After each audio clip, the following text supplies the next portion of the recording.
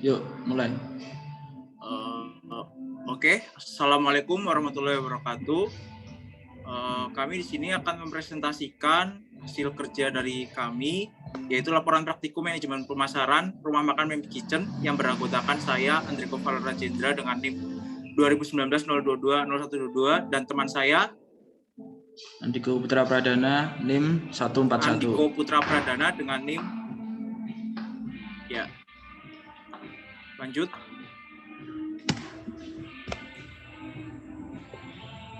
Jadi yang pertama di sini akan membahas profil perusahaan.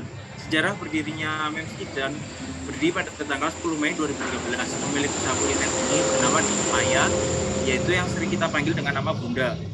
Dia mengembangkan bisnis usaha kuliner ini bersama dengan sang ibu yang bernama Narti. Nama rumah makan ini diperoleh secara tidak sengaja karena pada saat itu banyak sekali konsumen yang memanggil pemilik rumah makan dengan sebutan ibu, bunda, mama, dan pada akhirnya pemilik rumah makan ini memberi nama dengan Mem's Kitchen. Awalnya, Ibu Maya menjalankan bisnis rumah makannya karena ingin mencoba melakukan usaha di dalam bisnis bidang kuliner. Pada awalnya, Bunda melakukan usaha kuliner, menjual makanan beragam jenis tempura seperti otak-otak, nugget, sosis, dan masih banyak lagi, yang dipadukan dengan saus racikan tersendiri. Selain menjual tempura, Bunda juga menjual aneka minuman seperti beraneka macam ice, jus, dan air mineral. Setelah 3 tahun lamanya, Bunda memiliki ide baru untuk menambahkan menu makanan, yaitu seblak. Pada tahun 2016, mulailah Bunda berjualan seblak. Alasan dia berjualan seblak karena kan mulai berkurangnya peminat tempura. Dan hingga saat ini, beliau masih menjual seblak dan beraneka ragam minuman dingin. Lokasi usahanya terletak di Jalan Suparman nomor 23 Wates, Kulon Progo. Struktur organisasi rumah makan Mem's Kitchen ini tidak memiliki struktur organisasi kelembagaan yang sesuai dengan standar operatif prosedur. Akan tetapi, lembaga yang berada di Mem's Kitchen ini bersifat elastis. Jadi semua pekerjaan diatur orang, tapi membaur satu sama lainnya. Next, tugas dan tanggung jawab. Tugas dan tanggung jawab pada usaha kuliner Mem's Kitchen ini semuanya memiliki tugas dan tanggung jawab yang sama. Masing-masing tidak terfokus pada satu pekerjaan saja, akan tetapi tugasnya membaur satu sama lain dan saling membantu. Contohnya seperti pekerjaan dapur yang tidak selalu dikerjakan oleh Bunda, akan tetapi dikerjakan juga oleh sang ibu dari pemilik. Sistem kerja yang dijalankan atau jam buka rumah makan Mem's Kitchen yaitu mulai dari jam 7 pagi hingga jam 10. Maksud saya 7 jam, dari jam 10 hingga jam 5 sore.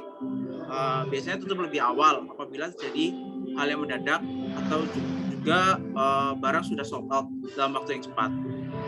Selanjutnya, next.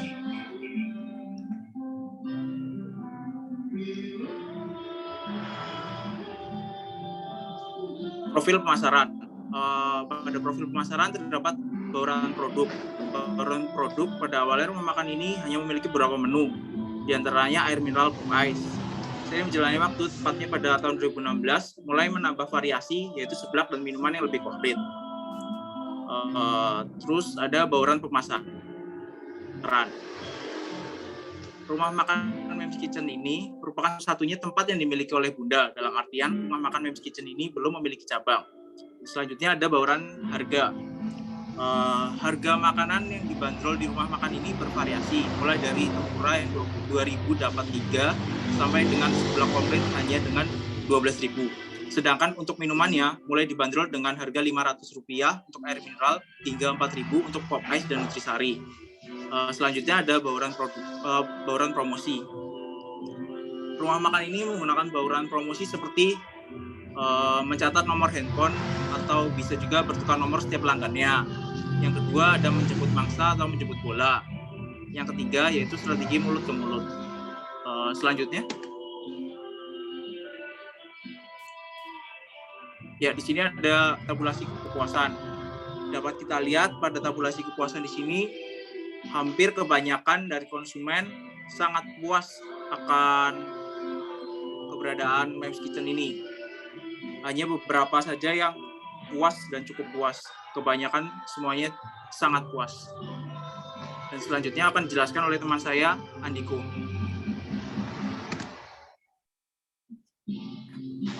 Ya, selanjutnya analisis SWOT. Yang pertama internal, yaitu kekuatan. Yang kekuatan yang dimiliki Mem Kitchen ialah satu tempat yang cukup strategis karena berada di lingkungan sekolah. Kedua, suasana yang disajikan nyaman. Ketiga, memiliki rasa dan tingkat higienis yang baik. Keempat, harga makanan dan minuman yang murah sesuai dengan sasaran konsumen. 5, promosi-promosi yang menarik yang selalu dilakukan sehingga dapat bersaing secara sehat dengan pesaing yang lain. Selanjutnya, kelemahan. Yang pertama, fasilitas yang masih kurang lengkap. Kedua, lokasinya berada di pinggir jalan sehingga tidak memiliki lahan parkir yang cukup luas. Ketiga, menu makanan yang ditawarkan terlalu sedikit. Selanjutnya, faktor eksternal. Yang pertama, peluang.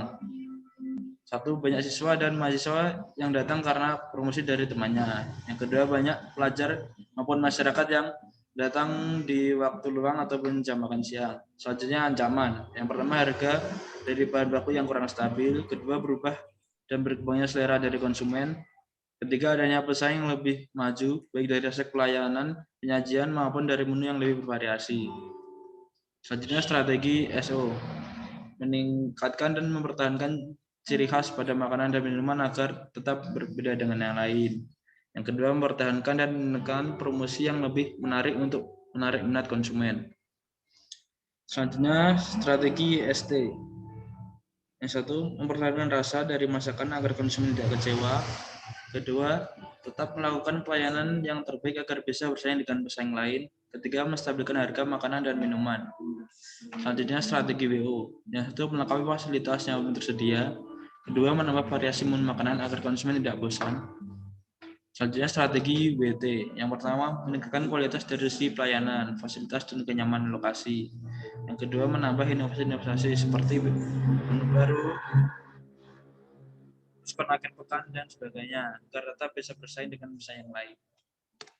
Selanjutnya, strategi pengembangan. Adapun strategi pengembangan peserta rekomendasi yang dapat dilakukan Academic System adalah sebagai berikut. Yang pertama, memperbaiki tata ruang dan menambah fasilitas yang belum lengkap. Kedua, melakukan penambahan menu sesuai dengan selera konsumen. Ketiga, meningkatkan kualitas dari sisi pelayanan. Keempat, meningkatkan dan mempertahankan ciri khas pada makanan dan minuman agar tetap berbeda dengan yang lain. Yang terakhir, mempertahankan dan meningkatkan promosi yang lebih menarik untuk menarik minat konsumen. Selanjutnya, kesimpulan. Berdasarkan hasil observasi dan analisa manajemen pemasaran pada kedai Mem's Kitchen, dapat disimpulkan bahwa mayoritas target pemasaran Mem's Kitchen adalah mahasiswa dan pelajar yang diketahui berdasarkan hasil wawancara dan analisis strategi pemasaran yang dilakukan. Kedua, keunggulan yang dimiliki Mem's Kitchen ini adalah memiliki ciri khas rasa yang berbeda dari yang lain. Terjaganya tingkat higienitas dengan yang disajikan, alat makan dan tempatnya, kesegaran akan makanan dan minumannya, harga yang sangat terjangkau bagi kalangan pelajar maupun mahasiswa dan masyarakat umum. Lokasi yang bisa dibilang cukup strategis dan tidak ada respon terhadap kekecewaan. Dan yang ketiga, terdapat 4 bauran pemasaran yang dilakukan Western sebagai strategi pemasaran. Ya, sekian dari kelompok kami. Mohon maaf bila ada salah kata. Terima kasih. Wassalamualaikum warahmatullahi wabarakatuh.